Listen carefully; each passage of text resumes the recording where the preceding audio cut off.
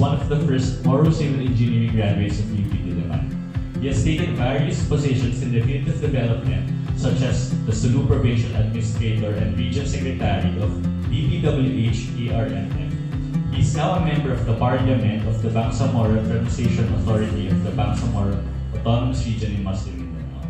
Speaking about building in a millennial era is Brod Don Loong. Please stand.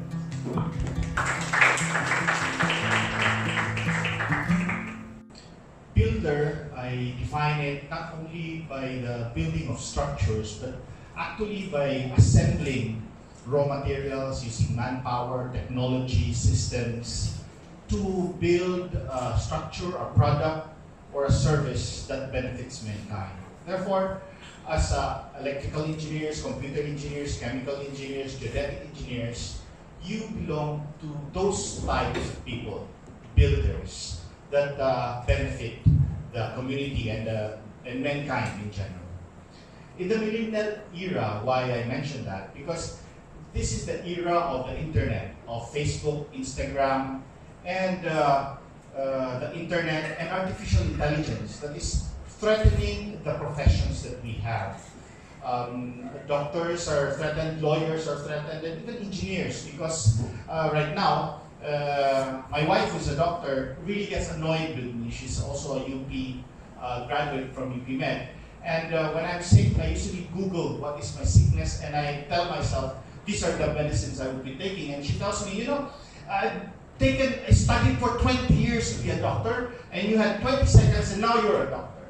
And that is the threat of the internet and the knowledge explosion. Because right now, general knowledge is not enough. We have to have specialized knowledge. And speaking of value, we need to put into this world a value that somebody with internet for 1 week will not be able to do. And that is why we have to have specialized knowledge, specialized skills, to be out in the world, to be able to do things that a person could not Google and be an expert in a span of 5 to 10 days. So, in my speech, I'll be breaking it down into 3.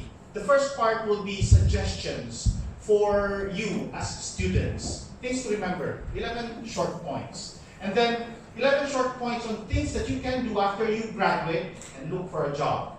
And then 11 sub-points about things you can do to become the best that you can be, to be leaders of your own field. So I'll run down to those 11 points. Number 1 is do an introspection. Yes, you have a course, but what are you? What kind of animal are you? When I say animal, what is in your instinct? Do you love to swim, to fly, to run? Each one of us have our own inclinations. Whatever, you can be an electrical engineer and you have fascination for information technology, for other stuff, for sales. So right now, as students, you must already try to ask yourself, ano ba talagang hilig ko? What makes me happy? If income and money and resources is not a problem, what would you be doing? Then, try to focus on that. Those are your strengths and hone that. If you're a horse, then become a runner. If you're a fish, then swim. It's no use to force a fish to run. You will destroy your strengths. And number 2, write down what you want to be 5 years from now, 10 years from now, 20 years from now. When I was your age, I already had that list that by this year I'll graduate, and then this year, and by age somewhere 32, 35, I'll be Secretary of the Department of Public Works and Highways in ARNM. And I was able to meet that target, although I was late for about 10 years. But the point is, once you have a target listed down, it becomes a hard visual thing placed in front of your mirror. Then it becomes a strong calling to be able to resist failures, challenges, and threats, because you always have your direction. Number 3, have a technical mastery that few people can do. My wife is an anesthesiologist. She removes pain temporarily. And for 15 to 20 minutes of work, she can be paid 20,000 to 10,000 for just injecting something. Now, why is she paid a lot? I said, you know, that's already what I earn for so many weeks, and you do that in 15 minutes? Because an anesthesiologist have to have that special technical knowledge that very few people can do. There are sometimes in a city there are 20 to 30 anesthesiologists, while there are hundreds of doctors. So in your field, geodetic engineering, chemical engineering, computer engineering, develop that competency that few people can do so that the value increases. Because what we can do, the services we do, is related to the law of supply and demand. If many people can do it, the value will be low. But if few people can do it, then the value will be high. In genetic engineering, take advantage of the technology already available. And if you're the one with all those technology, integrated with other kinds of technology, then you will have the advantage, and then your value will increase. Number 4, while technical skills are good, soft skills are also very important. Technical skills can be your skeleton, but without the skin and the organs that keeps that together, it won't stand. So soft skills, develop that, the ability to relate with people. In UP, you're able to meet with a lot of people, rich, poor, average, from the provinces and from the town. Engage with them. Don't just focus on your books. Master the soft skills that are required in the actual workforce and providing value. 5, learn to communicate, as what was mentioned by Brod Alex a while ago. And when we say communicate, learn to write, learn to speak, and learn to present in front of people. Because when you're in the workforce, you need to present your ideas. And if you do not have the elevator principle, the elevator plugin, if you're with a billionaire in an elevator and you have 15 seconds to present your idea for it to be funded, and if you can't present that in 15 seconds, you lose the opportunity. So while in college, take advantage of that. Be active in organizations, in activities that allows you to present, because those are the trainings needed to be able to leapfrog from a young person to become a leader in your profession without needing to wait for 30 more years. They always tell me, Don, you look too young. When I got the award for UP Alumni Engineers, the one at the registration told me, how old are you? You're too young. I've been waiting for my award for more than 3 decades already. But that is why you are young, but take advantage of all that will allow you to leapfrog, not needing to wait too long. Number 6, take advantage of the UP education to network and maximize. What is the commonality between De La Salle, Ateneo de Manila, and UP? It's not just the education and the knowledge that is available in the internet and all the books, but it's actually the power of network. Because you are classmates with the tycoons of the industry, with the owners of the businesses. Be friends with them, because your social capital combined is what makes UP very potent in development and improvement and progress. Because you're classmates with people from Sulu, people from the urban, people from abroad, the owners of industries, then establish networks. Don't live in a silo. Be friends, network, be active in organizations. For example, in the UP Beta Epsilon, I was lucky to be classmates with the grandson of PM Consuni, the leader of the construction industry. And as classmates and fraternity brads, so we did group studies in their house in Forbes. So, for a provinciano like me from Sulu, to be studying in their house in Forbes Park, is very inspiring. And after you study, you get to talk to his dad, was president of the construction firm that time, and president of the company right now. It's inspiring to be able to meet with these kinds of people. So you have to optimize the network, not only with your age level, but with those 5 years, 10 years ahead of you. Because the ability to talk and communicate with them is critical, because when you go to the workforce, your boss will be 5, 10, 20 years ahead of you. And if you have honed that ability to dialogue and talk to them, then you can leapfrog your progress. And that's, I think, I must give acknowledgement to the fraternity for allowing me to become good friends with people who are 5, 10, 20 years from my age. Like Brad Nicky there, and Brod Alex, you know. And networking is, and even right now, you look for mentors. Look who are the leaders of your industry in computer engineering, in geodetic engineering, chemical. Who are the leaders of your industry? Text them, call them. Can we have dinner? My treat. I just like to talk to you for 30 minutes. And that works because ultimately, once you do that, then they become your good friend, and you learn a lot from them. And then you can leapfrog again your progress. I did that more than 10, 15 years ago with Doc Sajid. He's a mentor. I said, Doc, can we have dinner? And then, you know, it would be an honor to talk to you because you get ideas far ahead of your generation. And that allows you also to progress in your field. 7, failures build resiliency because only the resilient survives.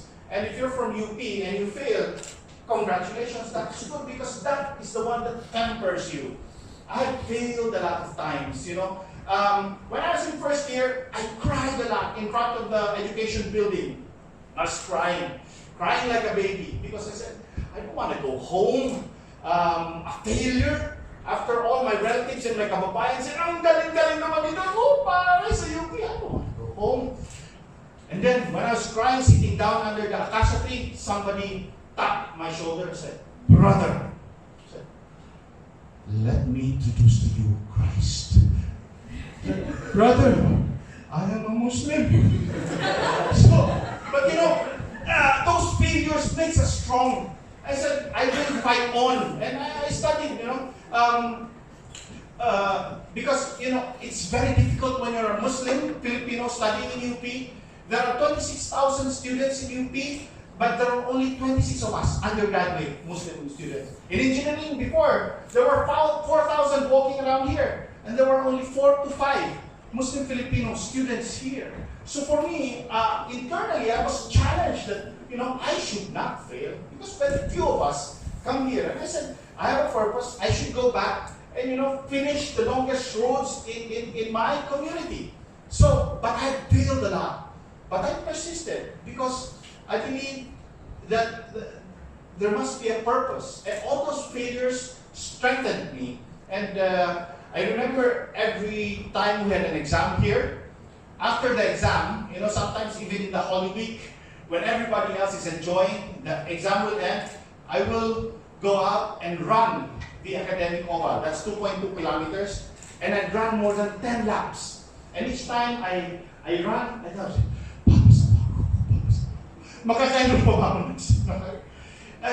those are very hard times, you know. And I talked to some of my batchmates, and you know, post-traumatic stress syndrome, sometimes right now, up to now, I would have a dream every 6 months. In my dream, I would go to a class. I said, hindi ka nag-exam kahapon, tapos na exam, hindi ko alam. Parang yung fear na yun na, naku, may isang subject ako, tapos na exam, hindi pa ako nakapunta. Because, you know, in UP, we are like, sometimes you enjoy the networking, enjoy the friends, enjoy the advocacy. When I was in UP, I had a passion for fighting for the moral Muslim-Filipino issues. Because when I was in first year, those were the times when, in the tabloids, that they would say, Muslim bombs LRT. Sabi ko, grabe naman, bakit naman ganun ang tabloid? And my teacher in English, Miss Ma'am Yolanda Tumaldan, would call me. She would say, Mr. Mustafa, why are the Abu Sayyaf killing innocent people? And I don't know. And I wanted to tell her, Ma'am, hindi ko po kasalanan yun. I mean, but she would look so intense. So it became a passion for me, being UP, being a minority, that, you know, there's something that I have to fight for, an injustice. So while I was in UP, I was active in UP Muslim Students Association, in other organizations that fought for the betterment of rights. Because I said I was not only here to study, but I'm here also to advocate, to do some change. And because of that, in my first year and second year, while I was having difficulty in studying, I was gravitated also to joining rallies, to having activities, but it helped. All those times that I had advocated while I was studying civil engineering allowed me to communicate, allowed me to express my ideas. So as a student, I also was able to hone those communication skills, those ability to relate with other people. So in a sense, even if I was active in that and my academics suffered a little bit, it was still for a purpose. But then when my academics became really seriously, when one of my fraternity brods already told me, sabi niya, Don, kumusta yung pag-aaral mo? Sabi, kagagaling ko lang kasi may activity kami. Brad, kaya ka na mabuti. So, in fairness, somebody older was a teacher, told me, Brad, you study better. And I realized, And you know what I realized? We all have passions, We want to do something. And sometimes, it takes all of our energies. And minsan nakakalimutan yung, absent muna ako doon. What I did was, being able to join the fraternity, I was able to have stronger friends with Jonathan Yap, who was also taking civil engineering, and Norman Manginaw, who was also taking civil engineering. And we spent more time together. We had group studies with Victor. They were having difficulties also in classes, and I realized that your passion, which is your heart, and your mind, while in UP, you must align them if you want to survive. If you want to survive UP and you're really having a difficult time, it's time to coalesce with those of the same organization, same course, same subject, mag-group study kayo, align yourselves because in case of emergency, kailangan mag-match. Ibig sabihin, kahit hindi kayo nag-aaral, paglabas nyo, pag lumakwatsa kayo, you're still thinking about the same subject. That way, hindi mangyayari yung pupunta ka sa klase, tapos na pala yung exam. Although, nangyari pa rin, na tatlo kami, dumating sa klase, sabi niya, pumasok kayo, tapos na yung exam kahapon ha! Yung pala, talagang sinabi na, huwag niyong sabihan yung tatlong yun na mag-exam tayo. Which was a lesson, kasi Brad din yung teacher na yun. So, kahit Brad, walang special. So talagang, we were forced to really study. And when you're in the real world, I realized mali naman talaga yung mag-cramming, as early as now. Because in the real world, you're not supposed to cram. One time, I asked for a lecture from our summa cum laude candidate, Iris Leoncio. He said, pahiram naman ng notes, pasirox ko lang. Kitang makapal na. Tapos tumingin siya sa akin, sabi niya, bakit? Sabi ko, pahiram, isisirox ko lang kasi, di ba bukas sa exam? Ngayon ko pala mag-aaral? Kasi, during that time, yung mga tatlong major exam, sabay-sabay, di ba? Tapusin ko muna exam ito, tapos ito, buong muna. Hindi pala dapat talaga nangyayari na hindi ka matulog for the exam. Because in work, you cannot do that. Hindi talaga pwede yung cramming. So as early as now, the real world requires you to really, spend, giving the time to do the work. So, be active in activities that will contribute to your curriculum vitae. On hindsight, while those activities, like the Muslim activities, affected my studies because it took some of my time. On the other hand, in the real world, it helped. Because, again, as a member of parliament of the Bangsamoro, as a former Secretary of Public Works, that is my world. That I have been helping, that my intention of studying in UP, I will bring back there to help my communities. So, in your case, the same. Whatever circle you have, try to imagine what activities that will help you in the real world. And lastly, for students, assess your weaknesses. What are you weak at? They say, minsan pag sa engineering, hindi marunong mag-sulat, learn to do that, na magsulat. Alam ko, nung first year pa ako sa Kalayaan, one of my friends, the one who ran for senator, Samira Guto, gave me a logbook and said, Don, welcome to UP. magsulat ka dito sa logbook, maggawa ka ng parang blog and comments. Ay, hindi mo na ako taga-sulat, mas mahilig ako sa math, you know? Wala talaga akong confidence. I had no confidence before in writing because I had a lot of grammatical errors. Even in speaking, I had a lot. So, writing, speaking was one of my weaknesses. But I knew early on that if you're only purely technical that a computer can do, you will not be able to leapfrog your status. It is important that if you want to progress, to become a leader in your industry, in your business, in your community, that you will be able to communicate. And the number one really there, sa organizations, yung magawa ng solicitation letter, ikaw yung mag-volunteer kasi iko-correct ka naman doon. If you're requested to do summaries, briefings, go ahead, do that. If you're requested to speak in front of people, go ahead, do that. Because that training will prepare you and allow you to leapfrog. Leapfrog is STS, laging sinasabi yan. What does leapfrog mean? It means that if you're 20 years delayed, that Philippines is 20 years delayed compared to Singapore, how can Philippines leapfrog Singapore within a span of 3 or 5 years? Now the point I'm telling you is do all this and you don't have to wait until you're 55 to become a leader of your industry. I became one of the youngest secretary of the Department of Public Works and Highways in the ARMM, and I had helped build more than 1,000 kilometers and hundreds of infrastructure. In spite of my young age, leading more than 1,000 people who are twice my age. When I was road specialist of one of the largest roads projects, a 222-kilometer road project worth $10 billion funded by the US Millennium Challenge Corporation, I was supervising 4 major contractors, so many foreigner consultants, and I was so young. They always ask me, what's your age? Kaya minsan pinapahaba ko yung bigote ko because they always underestimate. You're too young to be the one correcting us, and you know. But that can be done as long as you all do all these points to be able to leapfrog.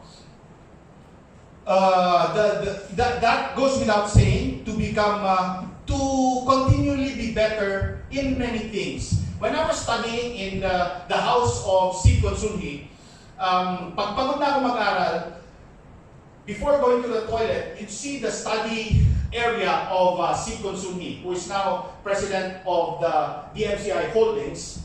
And you'll see a library as big as this wall, full of books. I think he had a master's in AM also. So there's a lot of management books. And during that time, I did not have any money to buy even a book. So what I did, my Xerox machine, my bond paper, pinindot ko, gumana. So I got a book, and I still remember it was 7 Habits of Highly Effective People. And every night na nag-aaral ako, I would Xerox mga 40 pages. You know, so pag medyo stressed ako, so binabasa ko na yun. So may handout na. Okay lang naman yun. Kumbaga, ang dami namang bond paper eh. So, dalawang librong na Xerox ko for all those studying there. The other one was principle-centered leadership. Because you know, when you're pushed to the wall, when you're so stressed out, while aside from crying, aside from asking God for help, as Muslims, we are told you have to change in order for God to help you. So I had to really study, how can I help myself? So yeah, I read those books. And in 2016, when I was awarded by the Alumni engineers as for distinction in government service, sabay kami ng may-ari ng libro na yun, si Sid Consunhi. Siya yung #1 na awarded. And I told him, Brad, maraming salamat dun sa library na napasirox mo. It helped me a lot. Because, you know, during those times, hindi pa malakas yung internet. Books. Master a few books that will become the operating system of your mind. I believe that we all have the hardware. And as computer engineers, you know that a computer can only be as strong as the software that is placed into it. That is why there's a difference between an Android phone, Samsung, and another phone like Nokia that doesn't use the Android system or the Apple system. And that's why our brain must be the same. Program your brain to have all those capabilities. Because the phone, dati nung nag-aaral pa kami, was only for calling. But now the phone is for recording, for watching videos, for Googling, for music, for everything. So just like us, we, knowledge workers, ganun din tayo dapat. Hindi ka lang pwedeng maging genetic engineer or chemical engineer or computer engineer. At the sidelines, you have to do the other stuff that creates value so that you will be ahead of the pack. And soon you will be graduating. Now, I will be going to the graduation part. And nung gagraduate na ako, when I was really stressed out, one way for me to be inspired to really fight it out pa rin, kahit medyo challenge na, nagbabayad ako dyan sa amphitheater. Because nabasa ko doon, you have to visualize graduating. So nagbabayad ako, pumunta ako sa amphitheater mga 6 p.m. Sabi ko, Don, dito ka, mag-march pag graduate ka na. Biglang, walang tao yan na, biglang may nagsabi, may tao po! May tao! Doon pala nag-date yung mga papaganoon. Muntik na akong himatayin. Pero, visualize. Dito ako gagraduate. And I told myself, because when we were first year, they would tell you, you are the creme de la creme. And before graduation, sabi ko, graduate ka lang doon, lahat ng problema mo, solve na, wala ka na, you will be already in the clouds. Pag-graduate ko, talagang nasa clouds ka na. Di mo makita kung saan ka mag-apply, parang wala na. Ang hirap pala mag-apply. Gagawa ka ng mga biodata. So, but mahirap ka mag-apply. And doon papasok yung mga networks mo, your circle of friends. So think about ngayon pa lang, think about already of expanding your network. Have affiliations. What's great with the fraternity is that it is active even after you graduate. That is what keeps me back here in UP, in spite of the fact that I'm already there in Sulu. Kasi all other organizations, ang problema, hindi na active pag graduate ka na. Wala na pakialaman. Although I'm active with the UP Association of Civil Engineers, and I have bosses who are part of the UP ASS. Kasama ko sa NEDA, naging boss ko pa sa Department of Transportation, who taught me how to do memoranda. But the point is, before graduating, expand already your networks. Try to do internship, because parang pag-aasawa yan minsan, Piliin mo talaga kung saan ka pupunta. Nung may girlfriend ako, tapos parang malapit na akong ma-inlove, unfortunately, I became logical. I said, kung ma-inlove ako rito, maging base na ako sa Luzon. Unfortunately, without prejudice. I said, hindi pwede. Wala pang internet doon Sabi ko, kailangan ang mapangasawa ko taga dun sa amin. Because my passion is serving back the community. So, sabi ko, I had to look for the one that I will get to marry, and I will do everything that can be done in order to do that. So what I did, I organized a professional association of all those studying in Metro Manila from my community, with the intention of finding the one. See, and that is conscious. And if you can do that for the one that you will marry, you can do that for the one that you will work in. Because, meaning, choose a company. Don't go by accident na, sige, nagkataon, kaibigan ko, doon siya nakilala. But choose a company that will make you big, that will make you learn, that will make you grow, that will make you be the best that you can be. The first job, is something that you will learn on and can bring you to places. Your number 2, and I did this, the one that you are applying will read all your FB and Instagram posts for the past 10 years. So be careful of what you have posted. May mga nag-apply sa akin, mag-interview. Palapit pa lang siya, memorize ko na yung mga lahat ng mga pinost niya. Meron isa naman nag-interview, ang galing na, pasado na. But sabi ko, stop ka lang. It took me 2 minutes to just Google her Facebook account and check her previous post. Disqualified na agad. So be careful of what you post online, because it can, stereotype who you are. Lalo na pag mag-apply na kayo. 3, as I said, scan industries where you can grow, where you can advance, where you can learn. 4, government work is not bad.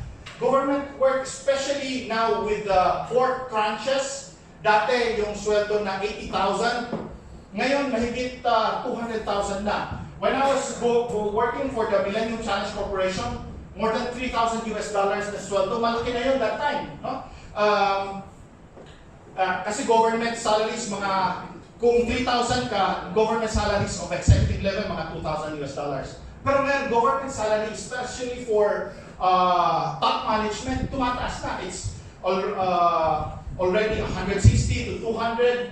So, it is competitive. And for example, if you apply for DPWH or any other government agency, one thing that you must be ready, pinuntahan ko ang head nun. Sabi ko, Secretary, I saw in the internet that this item is vacant.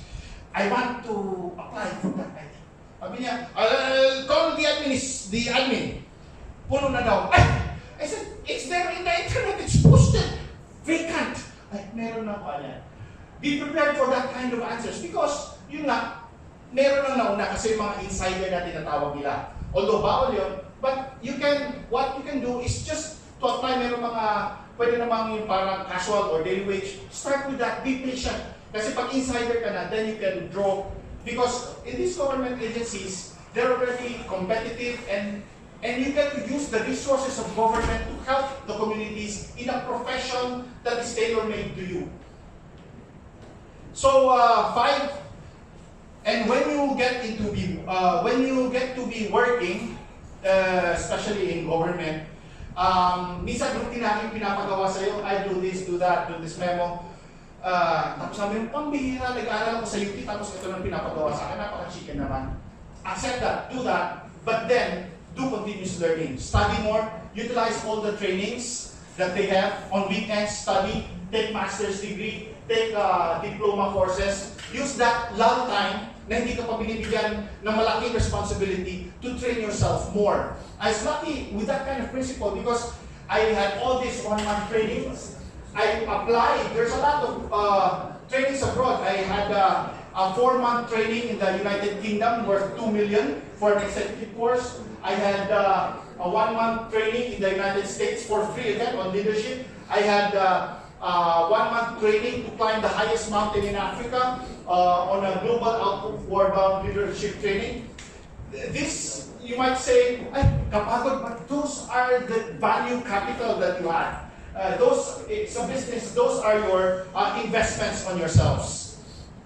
And again, even while working, you expand your network, you continuously hard work and do hard work. And what I have noticed, I am lucky to become head to organizations that are more than 1,000. And what is consistent that I look for an employee is number 1, completed staff work. You'll ultimately be working under a supervisor, and don't forget that word, completed staff work. What is completed staff work? It is a work that is equivalent to when it reaches the boss, all the boss that has to say is yes or no. Meaning you have done all the completed staff work, all the research, when the boss says, so what are our alternatives? You say 1, 2, and 3. What are our risks? I say, I did the research of 1, 2, and 3. And then, will you bet your life on this output? And you say, yes. Is this the best that you can do? Yes. Because when you do completed staff work in the real world, again, you will leapfrog. Instead of getting your promotion after 10 years, after 1 year, you can be head of an organization. I have worked for ARM and I have worked for others. They start as executive assistants, but since they have good technical skills, good soft skills, good completed staff work, they have initiative, they have proactiveness, they start from an executive assistant to the deputy head of the operations department in 2 years.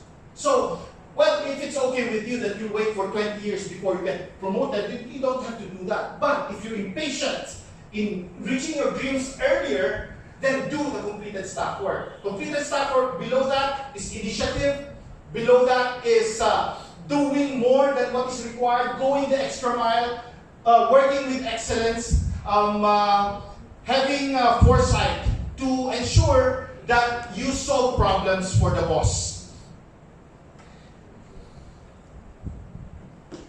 Be known as a person who does hard work, who has integrity in your organization, and who solves problems. Have the human relations skills. There are some people from UP or from other better schools, they go, mayabang, kasi UP ako, you know, and they don't, no matter what kind of social capital they have, if parang sabi nyo, oh, barkada tayo, parang bad tips, si boss, no, kaya nga, and doing that, what goes around, comes around, whatever you say to 3 people is never a secret. So kung may 3 kayo, sabi mo, ano, kako talaga si boss, no? Pag 3 na yan, hindi na sikreto yan. The only thing it's a secret kung ikaw lang. And if you backbite in the office, ultimately it will degrade even your technical capacity. So never backbite. Always be the defender of those absent. Be known for your integrity and that will, and be humble. Kasi alam mo naman ang problema natin taga-UP pag UP, yabang. Diba? So, you know, try to be as humble as possible. And lastly, for you who are soon to be graduates, get employed agad and treat your parents. Because, you know, your parents asked you to study for 20 years and they're just waiting. If you delay, you never know. Don't be unlike me. After I graduated, I was going to take the board exam and just 2 months before the board exam, told, Mami, padalan mo ako ng pera, additional sana, pang-review. Kasi, you know, finally, after so many years na pinaaral, malapit na, 2 months na lang. And then, 2 days after, I got a phone call, sabi niya, your mom died. And it's so unfortunate, you know, all the idealism, all the hard work. And when in fact, on her birthday, 2 years prior, she would spend her money, sabi niya, Don, may 10,000 ako dito. Birthday ko, ano, mag-SM tayo, SM North. Sabi niya, ano ba kailangan mo? Sabi ko, kailangan ko ng study table. She spent her 5,000 to buy me a study table. And then the 5,000 pinang-date namin. And yet, hindi ko na-libre siya even after graduating because hindi ko na naabutan. So you as college students, try to graduate agad because college is like a terminal building of an airport, of a port, or a bus. You're here with the intention of graduating and leaving with a bus. Don't get too entertained in the having friends in the terminal building that ultimately you miss your bus. Or worst of all, you don't ride the bus or the boat or the plane and you go home sabi mo, ay, wala na lang. Focus that attention that you're in the terminal building, network all you can, know all the technicals, but take the bus and then give thanks to your parents because they have worked so hard. And when that time comes that you can leapfrog, be a leader that is known of integrity because when you're on top, integrity will be the most important.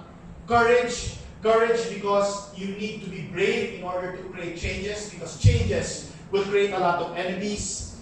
3, the difference between those with technical skills and hard work and you is when you have the eligibilities, have the master's degrees, have the, you know, my good friends, best friends, Norman Mangginaw and Jonathan Yap, na nahirapan din, pareho kami halos umiiyak, but we made it. After their engineering degree, they had the UP MBA, and they became leaders of industries, construction. Yung isa ngayon nasa Indonesia, building billions worth of housing development. That's Jonathan Yap. And yung isa naman, Vice President for Design and Construction na dito sa SM, and who's also constructing by the billions. When during college years, namumroblema pa kami sa Pansit Canton na 5 piso kasi wala na kaming pera. I had to tutor elementary and high school kids before because I didn't have money and I was paid 4,000 a month just to be able to survive. And the owner of the parents of the kids were only grade 3 and grade 5, but they knew how to fabricate steel gates for and elevators. So, you know, the lesson thing that I learned there is that you don't need to have a degree even to prosper. But what you need is a skill that the world needs, a specialized skill. And if you're good in fabricating, grade 3, grade 5, you can prosper. So, it's really, as what Alex has said, creating a value, creating a niche that is needed by the world. Continue the networking, be a mentor and a coach, be a model of hard work, have the balance of life, and train second liners, and try to leave the legacy. When I was working for the Summer Road project, well, you know, I was earning by the dollars and had a condo in Ortigas and got to buy my car kagad. I was happy, although I was far from Mindanao and Sulu. I was offered to become secretary, but I preferred the Millennium Challenge, which I was referred also by a Brod Vic Ahoro, who once worked for Ayala, or still working, palitar na rin. You know what I realized? That we, as people who are knowledge workers, value-based workers, we are like stores. You can have good quality products in a store. But if your store is in the mountains, not in the highways, nobody will notice your store. And therefore, nobody will use your products and services. And that is networking. That is the value of networking. Of course, even if you are in the main highway, if the quality of your product is bad, nobody will go back there. But if the quality of your product is good, and you have enough network to ensure that if somebody needs that kind of talent, that they could tap you, then well and good. And that's why I'd like to thank as well the Brods who had, in my career, referred me when they had needed somebody to work on it. So, when I was there in Samar, I ate a lot of shrimps and prawns, and I had a mild stroke. And you know when you have a mild stroke, all this blood supply ends, and you're almost gonna fall. And I thought I was gonna die. And I said, am I gonna die, oh God? Graduate ako ng UP, one of the first Moro to have graduated. Did all the trainings in the US, in the UK, the UP, sa EIN din. But I was never able to go back home and finish the roads in my hometown. Because I was afraid, kasi doon magulo, may mga karma, maraming kidnapping. Because I was afraid that I might be killed. And then, during that time when I was having the milestone, I realized, ang bihira, hindi pala bala o bomba yung makapatay sa akin, prawns and crabs. Eh kung ang prawn and crab pala makakapatay sa akin, sabi ko, oh Diyos ko, pag ibigyan mo pa ako ng oras, uuwi na ako dun sa community ko, and I will help them to the best of my capacity as a UP civil engineer to give back. Oh God, sabi ko, because I will no longer be scared of warlords and bombs and bullets, because if God wants to kill me, just by using crabs and shrimps, I can die. But with this protection, you know, even if I'm in the middle of a war zone, I can help. And thank God, because of that decision, I resigned and went back to ARM and became DPWH Secretary and was able to build more than 1,000 kilometers in the most isolated towns in the Bangsamoro areas. And what's that for you? Because the Philippines is a human body. And if the toe is painful and is bleeding, the entire Philippines is bleeding.